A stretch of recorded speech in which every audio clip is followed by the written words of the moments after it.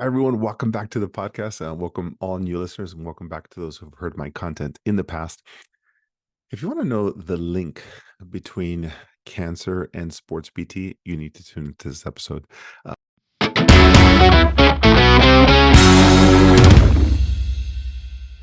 before I go on to the podcast, what's new? What's better? Uh, my son Zach told me that he roasted me.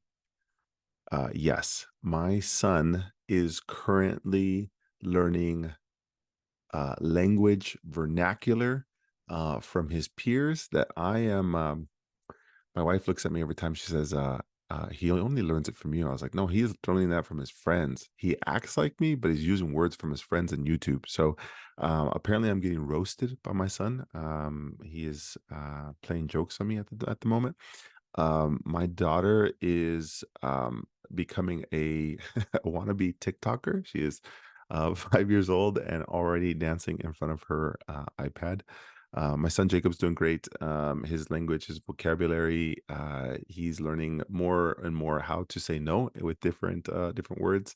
And my wife and I are doing great. Been training. I'm back at it.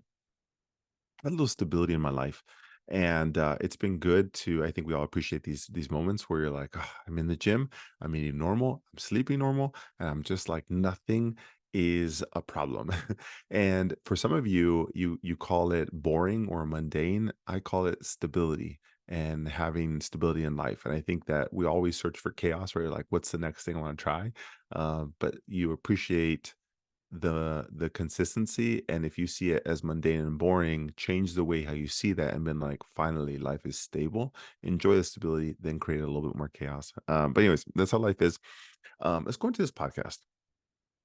This one this is a very a deep conversation, and it's very near and dear to my heart because I have somebody who I admire, who is an incredible human being, who is struggling with cancer at the moment. And I'm going to explain the story behind this and how it applies to sports PT and what you can do in your practice to help support things like this and people who have cancer, people who have challenges.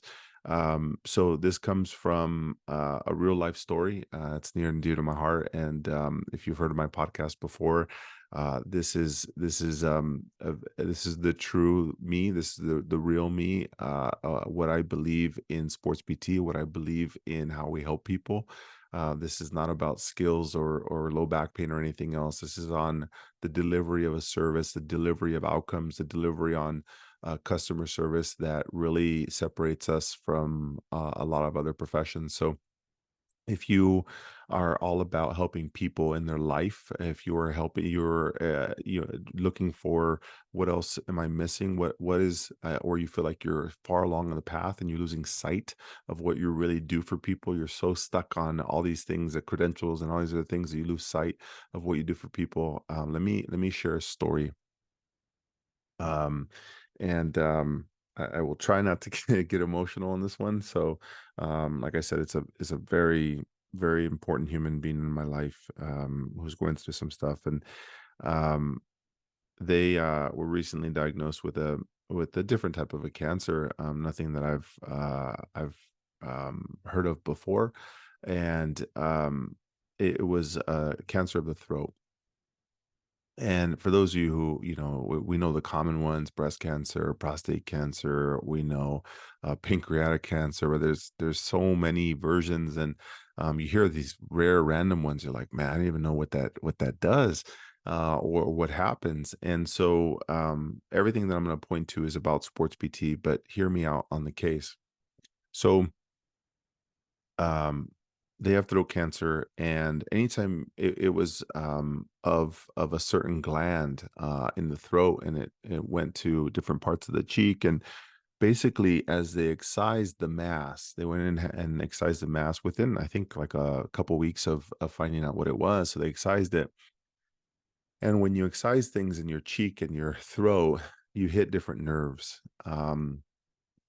And as you do those things, it affects, obviously, it could be sensory or it can be motor. And so there's sensory issues now along the throat and the cheek. But more importantly, it affected, like it created a facial droop. It also created the ability to chew and different motor functions. And so it challenges people's quality of life, right? But ultimately, they're alive, right? Like this, you have to see the positive in all these things. And during this process, you have to figure out, okay, so how does this apply to like what we do as clinicians? Well, what I recently found out was that when now this person's undergoing chemo, and anytime that you undergo chemo, I think we all know that you lose weight, right? You lose weight, and as we navigate this thing now, if eating is affected, um, the chemo is now putting them in a position where it makes them fatigued. They have less energy.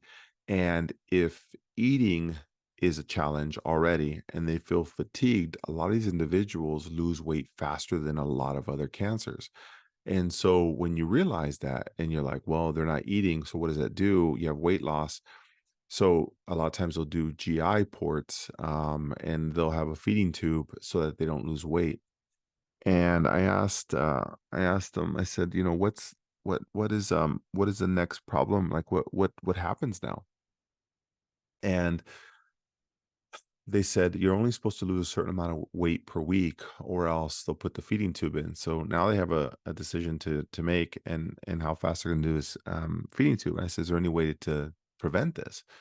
They said there is, but you have to be really good about your diet and like what you intake and how much you can. And besides all of this, what I learned is that they also lost their taste buds, their ability to like taste. So can you imagine the quality of life that a person has? You no longer, I think we all we're like demons of the senses, right? We love feeling, touching, hearing. Like we're very stimulus based. Like that's who we are as humans. So imagine taking away your taste. So now you're just eating, truly just eating for either performance, for like just to stay alive, for just basic functions. That's a different process, right? So it's very hard to eat if there's no pleasure in that. Now you're forcing things down. So there's numerous ways, numerous challenges on why this individual is losing weight. And then I asked, I said, you know, is there a dietitian that could help you with, you know, a diet or liquids? Or they said they can't chew very well. So, like, is there anything else that we can do? And they said, well, you have to go to the hospital for that. And I don't have an appointment for 10 days. And I said, but in 10 days, I can lose another 10 to 15 pounds, which puts me over the requirement to get a GI port. I'm like, oh my gosh, or a GI feeding tube. I was like, oh my gosh.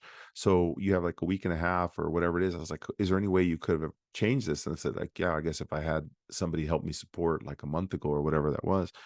Okay, so this got me thinking, right? Like I'm a helper. I'm a solution. Like my obsession in life is I just love helping people. It's a problem. It's a personal problem, and I admit it.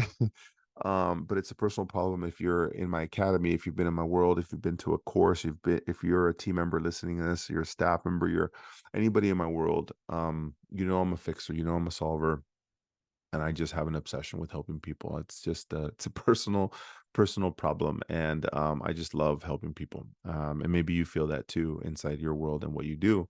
And so because I love helping people, my instinct was, well, what do I do to fix this?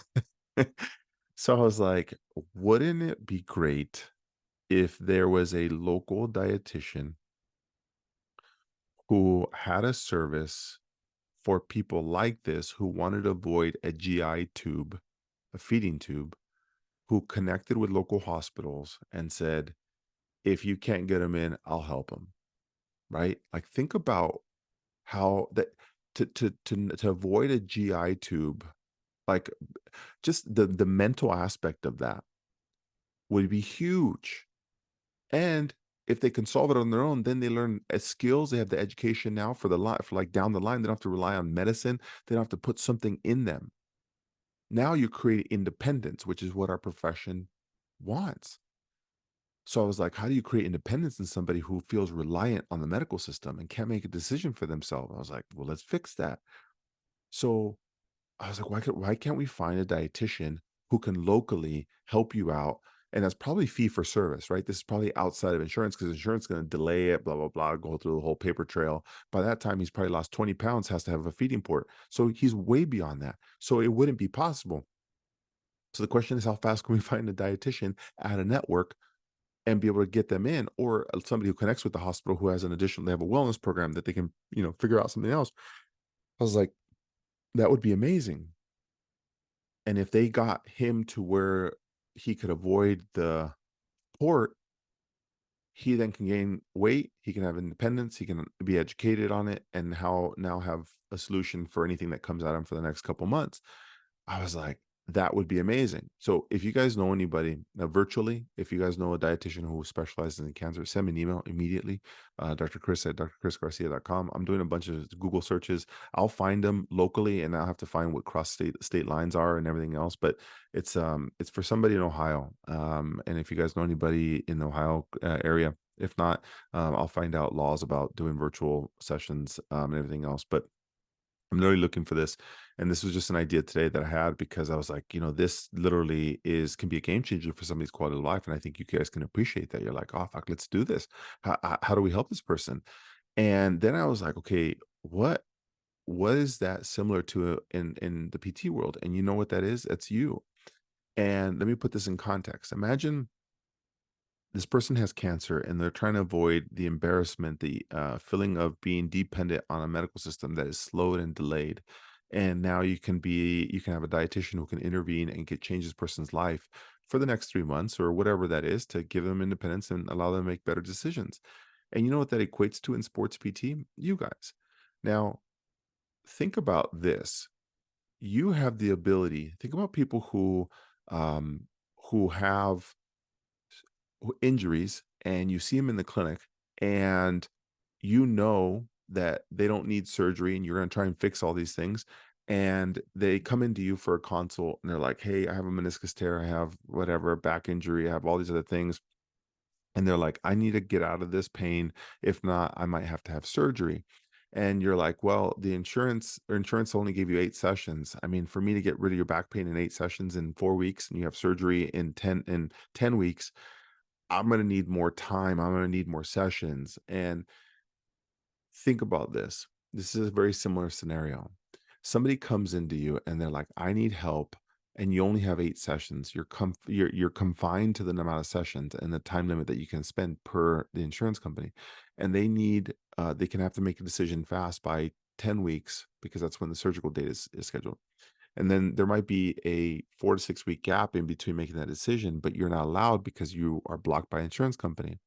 What if there was somebody like the dietitian who would come in and fill the gap for those 6 weeks so they can make the progress they need and not have the surgery, which is equivalent to the feeding tube that I mentioned for this individual. So imagine if there was somebody who created a wellness program maybe inside the practice or whatever it was, or they have something that extends the amount of visits, that's a cash pay or a wellness program that allows them to continue on care and not have to go to the insurance company, which is going to take an additional 10 weeks, which is they're already bound to surgery when you know you can stop this. Now, the dietitian makes sense to you because you're like, oh my gosh, this person needs a feeding tube, and it'd be great if we can stop them. There's no difference in your clinical practice on you doing the same thing for patients. But the problem becomes, let me tell you what problem you have mentally with doing this. And you're like, oh, I don't want to be salesy. Like they kind of need it, but I don't want to. I don't want to like talk to them about it, and I don't want to feel like I'm doing that I'm trying to have them pay cash when they have insurance. Listen here, knucklehead. They need to avoid surgery. Get your personal beliefs out of the way. And if this was your parent, your mom, your aunt, uncle, believe it or not, you'd probably do it. But because they're a paying customer, a patient, you feel a close connection to, you're like, I have to face them. The problem is that you have to look them in the eye and you have to tell them, I know what's good for you, and I need you to pay for these additional 4 to 6 visits because I know that I can help you reduce your risk of having that surgery. There's two components. One, you don't want to look them in the eye because you're scared. You don't have the audacity to have that conversation. You have a financial lens and think they can't afford it and they don't have the means to do it. But what's more important, them having surgery or them having to figure out how to, get 400, $500? What's more important, $500 or surgery that cannot be changed ever in their life again? Now, what if you can make that impact? What was different about the dietitian and you? The fact that you'd be like, "Oh, a dietitian's that's necessary to avoid the GI tube. That makes sense. It's a quality of life challenge." So what's the difference on you offering services to somebody who you know needs it so they can avoid surgery? There's no difference. It's just you don't have the audacity to do it. You're scared. You're scared of having the conversation. You don't know what to say. And you are scared that if you say this, you're not going to get the results or outcomes that you're mentioning. Those are the real concerns that you have. I get it. I mentor physical therapists who have the same fears. And guess what? It's not a problem in Illinois PTs. It's not a problem with Florida PTs. It's not a problem with Colorado PTs or just in California or North Dakota. It's not that people have different means or they don't have the cash or I work in a different city or I'm not in my clinic. Has nothing to do with your clinic. It's you as a person. It's us as PTs. I can promise you that. I've mentored thousands of PTs through similar scenarios, and it has nothing to do with the state. It's you. It's the PT. It's we're not used to that. We're fearful of that, and we don't like offering or selling wellness programs on people who know for a fact you can change their life. You know it. You're like, I could if you just give me like 2 more months, and I know I can get you out of that surgery, or I know I can avoid that feeding tube. I know I can get you out of that. Um, I was going to say a meniscectomy or something. I was going to call it a bacchiotomy. I forget what comedy show that was on, but if you can help patients with avoiding a bacchiotomy, um, you have that potential, and you have a certain skill. And a couple of things I want you to take away. I have 4 things I wrote down. Um, People need you. People need your skills. Um, you spend up to 6 to 10 years of your life going for an education, right? And you like the notoriety. You like being labeled a successful professional. You made it. You did all these things. You went past all the obstacles and you made it and you achieved it. You achieved this level of education to help people. But you only want to help people who want to be helped or have an easy pathway to come see you. What you're afraid of is having conversations with people who need you, who don't know what you can do for them, and you don't want to try and convince them. The reality is, you're never convincing people. As long as people need you, there's never a convincing. You just have to let them know how you can help. Convincing is having people buy, purchase, or use something that they don't need. That's convincing. When you get people to buy or use something they don't need. Now, I just mentioned number one is people need you. So people need you. They can use your services. You've put all this time and effort into it. So what are you afraid of? Why don't you offer more things? Do you know that people need it? What are you afraid of? Being judged? Feeling like you're convincing them? Not at all. Number two, people are willing to pay for it. I'm over here searching for a dietitian and I'd be willing to pay for it. Why? Because I know he needs it. I know it. But when you have people in pain, something happens when people have pain. You're like, oh, they're not going to be able to pay for it just because they don't have the nice shoes, they don't have the nice purse, they don't have all these other things. They don't have the means, they don't have the resources. They're not going to be able to pay for it. First of all, people need you. People are always willing to pay. Given life circumstances, they will always figure out a way. This individual, to avoid a feeding tube, you better believe they'd be willing to pay. So that dietitian, ready for this? What if that dietitian had a problem and they're like, "Oh, I can only see you in the hospital, so we're gonna have to wait 4 weeks." I know I can help you. I just don't wanna offer you, like, this thing where I can see you virtually, and it's gonna be like 150 bucks to 200 bucks, but I don't wanna sell you that because, like, I'm gonna feel guilty myself, so you're just gonna have the feeding tube. How horrible is that? For 200 bucks? For 500 bucks? What does that mean to that person? Who cares? Now there's some, like, wiggle room in there, right? Like, I don't know, where's the barrier? 500, 1,000? I don't know. How much would you pay to not have a feeding tube in you? That's an interesting question. How much would you pay to not have back surgery? A lot of money. So why do you feel guilty about asking for somebody for 4 or 5 more sessions and creating an extension program where, if you need tune-ups and follow-up visits, guess what? We have a wellness service that allows you to come in every 2 weeks to ensure that you're on the right path so you don't have to have that knee surgery or that back surgery or that neck surgery. I would pay for that. So number 1, people need you. Number 2, people are always willing to pay given their life circumstances, and that's what you don't know. So when people come in saying, "Hey, I have Achilles tendonitis and I need to run this marathon in 2 weeks," what you don't know is, I said, number 1, they need you. They need you to help make this possible so they can run. And they're out of their insurance and their race is in 4 weeks. And they need a couple more sessions. They're gonna flare up, and you're like, "Oh, I can't." Like I know you kinda need it, but I'm afraid to ask you for more because it's just a marathon. It's just a marathon. What you don't know is, what if this is person's, like, life dream one time?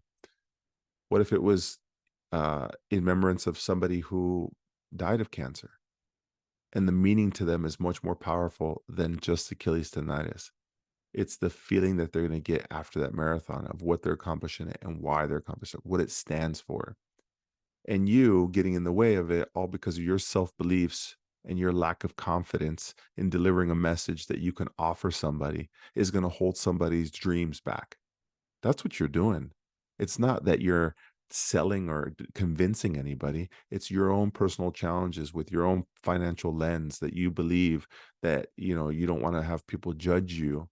You're the reason why people don't get the outcomes they want by the timelines they want because you don't understand that people need you and they're always willing to pay given their life circumstances.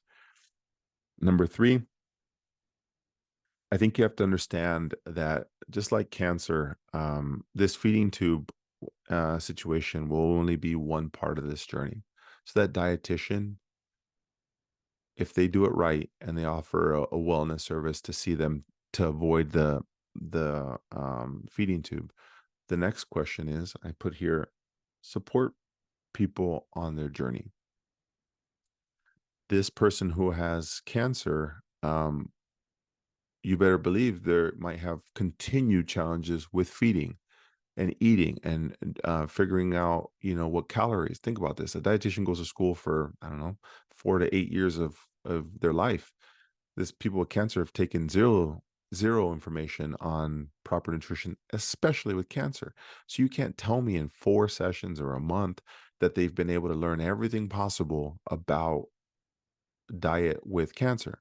So how do you solve that challenge? You just support people throughout that process. Listen, I'm glad that we conquered the feeding tube. What I would really love to do is just follow up with you monthly for the next 6 months to ensure that you're not losing weight. What you'll do is you'll send me your weight every single week via this app. You'll log in how many calories you're doing so you can keep track. And all I'm here to do is make sure that you're on the right path. You're not losing it. So that way you don't have to depend on a feeding tube. And what that person does is just supports them and understands the feeding tube is one part of that. Now there's going to be barriers behind that.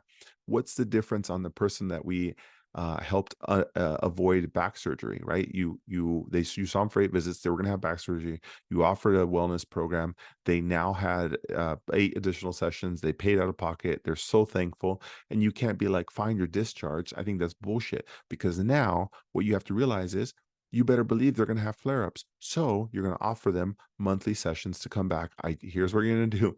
You're going to log in your information, all your activities, make sure you're stretching via this app. Here's four more exercises I want you to work with 3 times a week for the next month. I'm going to see you in a month to ensure this is not flaring up. I'm going to see you for the next 4 to 6 months doing this to ensure that that back surgery is less of a problem or less of a challenge over the next year. You understand that. That makes sense to you. So, number one, people need you. They're always willing to pay and support people throughout their journey. What's the difference? Ready for this? I just brought somebody out who came in initially for 8 visits, avoided surgery, and now has a year plan to see me. What's the difference in your approach? You ready for this? You have no regard for their journey. Let's get you to the marathon. Achilles, Achilles, Achilles. Corrective exercise, corrective exercise. Let's get you out of pain. You're at 0 out of 10 pain. Great discharge. Okay. Happy to see you, Mrs. Jones. It was a great time in your marathon. I know the marathon's a month away, but now you're pain free. You have all your exercises and you're fully independent. And even though I've been to school for 7 to 8 years, now that you have been here for 8 visits, you are now a pro and you can manage your Achilles issues forever and run your marathon on your own forever. And you won't ever need me again. Yep. I went to school for 7 to 8 years and I still study it and you don't do any of this. But I did give you 3 exercises that will probably be obsolete in 3 months, but that's okay. I'm just going to give you this. That's typically what happens. And the difference between my approach and your approach is you didn't understand that you need to continue to support people throughout their process because you know that Achilles is going to flare up. You know that they need a couple more sessions to that marathon. Ensure they get there and now follow them so it doesn't come back. And once you do that, people appreciate that, just like this dietitian with cancer. If they can get them past the feeding tube, God, beautiful. We avoided that. No surgery, no feeding tube. Okay. Now I'm going to make sure that your weight doesn't drop. I'm going to see you every single month. You're going to log these things into the app. Perfect. Once I see you every other month, now we're going to go out to every 2 months. What that does is I now have information. We can share that with your physician and to ensure that your numbers are fully like on the path they need to. And the beauty about this is that you now learn along this process and you don't have to depend on the medical system. What's the difference between that and the Achilles issue that you get them past the marathon, you ensure that's going where they avoid the back surgery and now they are more independent and you're not discharging because they need to learn over time. That's how you learn over time. It's like me saying, hey, you want to take a CEU course on my barbell course and assume that you're now independent just because I've spent 9 years of my life working on this barbell course and you spent 2 days. Now you're fully independent. You're on your own. No, that's why I built my academy. That's why I built mentorship programs so I can help you understand. Listen, just because you take a CEU course and now you have a certificate doesn't mean you know how to use it. I've been spending years of my life dedicated to helping barbell athletes or whatever it is, accelerator course or Kickstarter, whatever it is. And I cannot help you understand that you cannot do this on your own because it's not currently working. You go in circles, you're going to get a feeding tube, you're going to have the back surgery, you're going to be complacent, you're going to have these challenges as a professional. You're just going to keep taking the CU courses. And so, if I can help you understand that cancer is the same process as sports PT, is the same process, mentorship, same process in life. People need you. They're always willing to pay you for it and continue to support them along their journey. And the last one is, um, always focus on how you can continue to help, not just now. So it goes along with, support them along their journey. It's somebody has cancer, they're going to have multiple challenges. And you might be a specialist in feeding, as a dietitian might be a specialist in feeding, but they're also going to have challenges along the way with different components to it. And you, as a dietitian, know that, right? So if you know they're going to be vitamin A deficient, it's not just calories. Now you can work on like how to improve their skin or whatever it is, or, now you know that you can connect with a local physical therapist who can work on, facial muscles and facial droop, or an occupational therapist with hand function, whatever it is. You're always trying to figure out how you can continue to help people, not just now, but in the future. And physical therapists, we are very good at immediate gratification. That is our life. I'm going to get you out of pain now, and I'm the best. And then I did it right now, and you're gone. I don't need you anymore. So immediate gratification. I don't want to think about I want to think about later. I don't want to think about anything about delayed gratification. I just want to think about now. See ya. Bye, Miss Jones. Yep. Before you think about asking me to come back here, 8 visits. See you later. I know I gave you 57 exercises. You're independent. You haven't ever studied PT. You came here for 8 visits, and I think you're independent and you're going to do your jobs. Here's your 57 exercise. I hope that you never have an Achilles problem ever in your life again. There's what like that Achilles issue is going to come up later, or that knee problem is going to come up later. Now, instead of saying goodbye, why don't we work on efficiency? You ever think about going a little bit more faster? When's your next marathon? How do we work on your gait mechanics? What else can we be doing? Let's work on your hips. Okay, let's work on your runner enhancement program. Now that gives you an opportunity for the next 6 weeks. I'm going to work with you on, on strengthening your hips and everything else, and I'll give you free running analysis. After that, we're going to go out monthly to work on to make sure your running mechanics are good. We're going to look at your shoes. We're going to work on your form. We're gonna work on all these other things, and that's a monthly program that takes you out. And then once you figure out that you don't like that, or you want to get into triathlon, we also have services for that. So the problem is, you're always thinking about now. You are a delayed gratification person. Sorry, you are an immediate gratification profession. That you just obsess about immediate gratification. Do you have pain now? What's your comparable sign? Do you have pain less? Do you have pain now? How does this feel? Is that 9 out of 10 or 4 out of 10? Always looking for immediate gratification. What if, like, okay, great, you got them out of that, but what's the next problem? And what can you do to help support them, not just now?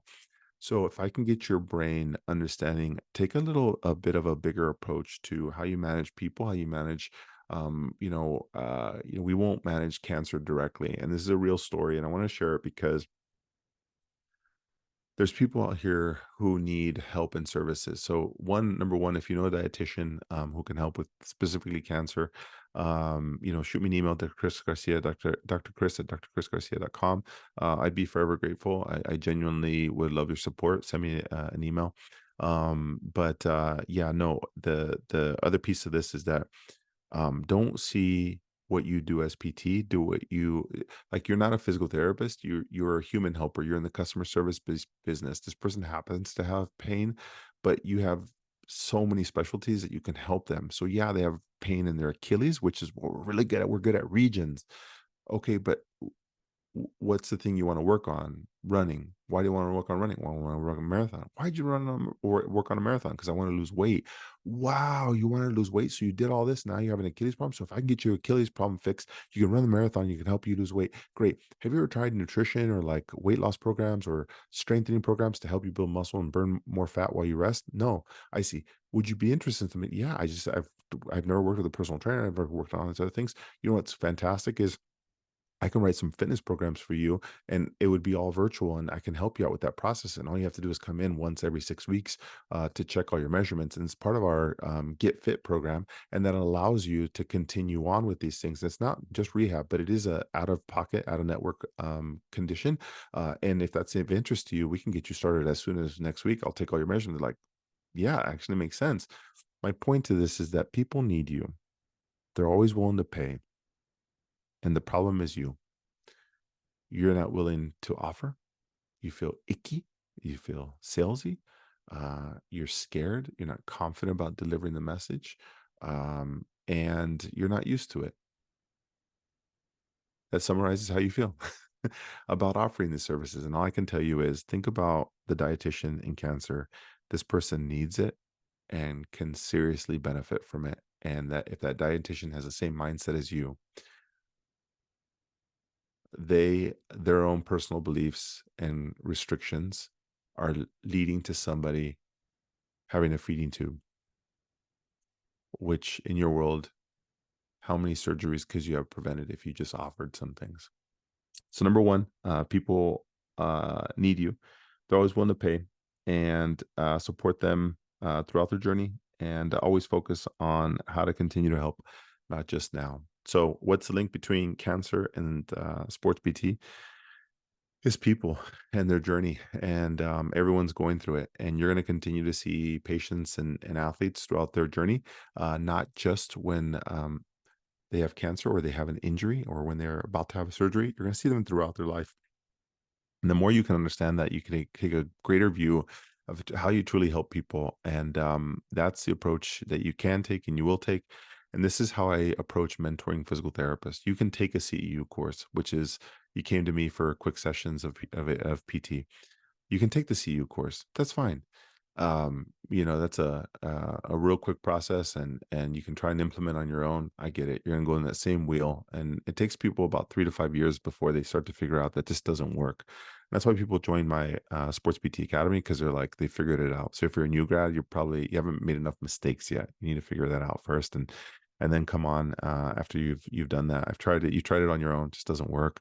That's like this person with cancer trying to figure out dietitian or nutrition on their own. Just not going to work. It's going to take forever. And by that time, they have a feeding tube. And it's just like you. You want a feeding tube, which is basically frustration, burnt out, and you don't know what to do next in your career. And you're debating if you even love this thing anymore. So yeah, so I treat my CEUs just like that.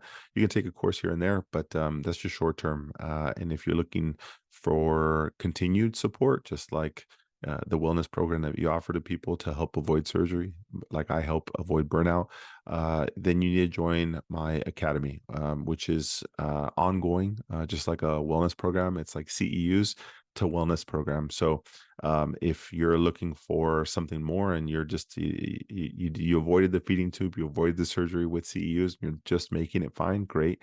But if you're looking at, hey, listen, I don't know what's next, and I'm concerned, and this is a real concern of mine or a real passion of mine, I want to stay ahead of this, then my academy is perfect for you. So if that's of interest, it's on drchrisgarcia.com/academy.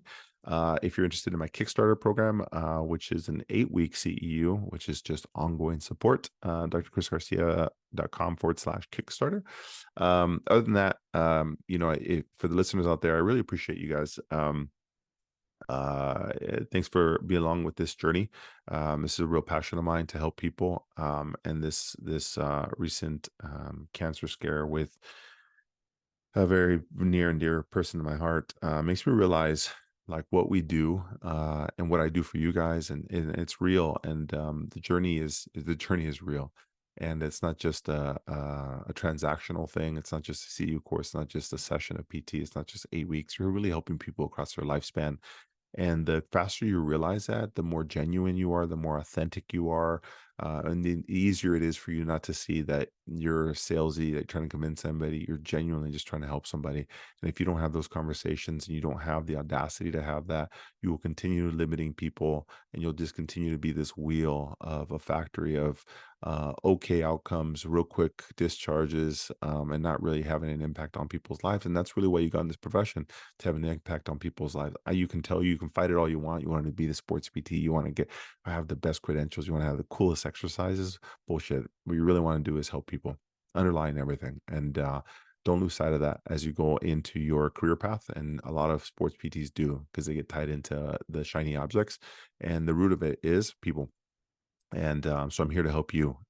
So wherever you are on this planet, I hope you guys are doing great. Thanks for listening. It's a very very tough time in life to hear these things, but it is part of the journey. And all I can do is provide continued solutions for you and any patients that come my way, and you do the same for them. So. Wherever you are on this planet, I hope you guys are doing amazing and continuing to thrive in life and your fitness, and absolutely crushing it. All right. I'll see you on the next episode. Take care.